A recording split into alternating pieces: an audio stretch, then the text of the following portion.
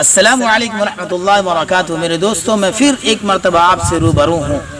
جیسا کہ آپ اس بات سے بخوبی واقف ہے کہ یہ ماہ محرم چل رہا ہے اور آج محرم کی 9ویں تاریخ ہے۔ معاشرے میں کس طرح کی برائیاں پھیلی ہوئی ہے ہم سب اچھی طرح جانتے ہیں۔ اگر ہم نے اس برائی کو نہیں روکا تو پھر ہم پر کیا ہوگا، میں اس سلسلے سے آپ سے گفتگو کرنے جا رہا ہوں۔ تو آئیے میں سب سے پہلے آپ کے سامنے ایک حدیث پیش کرتا ہوں۔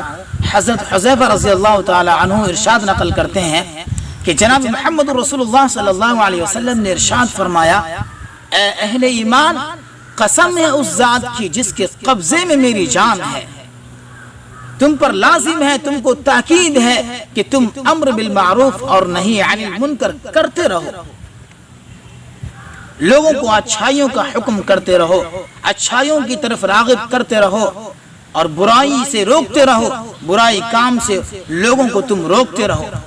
اگر تم نے ایسا نہیں کیا یا پھر تمہارا اس معاملے میں تمہاری کوئی کوتاہی پائی گئی تو اللہ تبارک و تعالی تم پر عذاب مسلط فرما دے گا۔ قرآن کریم کی ایک آیت ہے، یا ایھا الذین آمنوا علیکم انفسکم لا یضرکم من ضل اذا اہتدیتم الی اللہ مرجعکم جمیعا فینبئکم بما کنتم تعملون۔ اللہ رب العزت اس آیت کریمہ میں ایمان والوں کو، مسلمانوں کو ہدایت فرما رہے ہیں کہ تم ان معاندین کی فکر مت کرو، دشمنان اسلام کی، دشمن خدا کی، دشمن رسول کی فکر مت کرو، بلکہ تم اپنی نفس کی، اپنی جان کی فکر کرو، اپنی اصلاح کی فکر کرو، جبکہ تم ہدایت کرو۔ اس کا یہ مطلب نہیں ہے کہ اگر برائی دیکھا جائے، برائی ہوتے ہوئے برائی اگر ہو رہی ہے تو اسے نہ روکا جائے، بلکہ اس کا یہ مطلب ہے کہ تم امر بالمعروف اور نہی عن المنکر کرتے رہو۔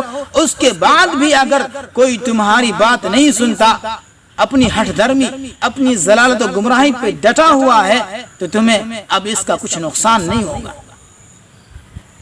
میرے دوستو، یہ وہی مہینہ ہے جس میں حضرات حسنین نے اپنی جان کو قربان کیا تھا۔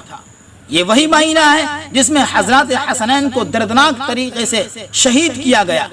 ایک طرف دین محمدی ہے، شریعت محمدی ہے، ایک طرف حضرات حسنین کی جان ہے۔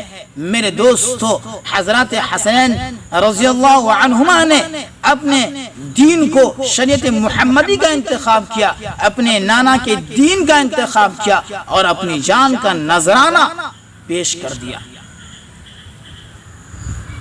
لیکن آج اہل ایمان اس جان کے نذرانے کو، اس جان کے نذرانے کے پیش کرنے کو تماشا بنا کر رکھ دیے ہیں۔ شریعت محمدی اور دین محمدی کی حدود کو پار کر کے دین محمدی کا دھجیہ اڑایا جا رہا ہے۔ میں آپ سے ایک مرتبہ اور کہنا چاہتا ہوں، میرے دوستو، ہم سب روحانی بیماری میں مبتلا ہیں۔ جب کوئی انسان بیمار پڑتا ہے، اس کی طبیعت خراب ہو جاتی ہے تو وہ ڈاکٹر سے رجوع کرتا ہے، ڈاکٹر کے پاس جاتا ہے، اپنا مرض بتاتا ہے، پھر اس سے علاج کرواتا ہے۔ لیکن آج ہم روحانی طور پر بیمار ہیں لیکن ہمیں اس کی فکر نہیں ہے۔ میرے دوستو، جب کوئی انسان روحانی طور پر بیمار ہو جائے تو اسے علماء کرام سے رجوع کرنی چاہیے، علماء کرام سے رابطہ رکھنا چاہیے، پھر اسے اصلاح کی فکر کرنی چاہیے۔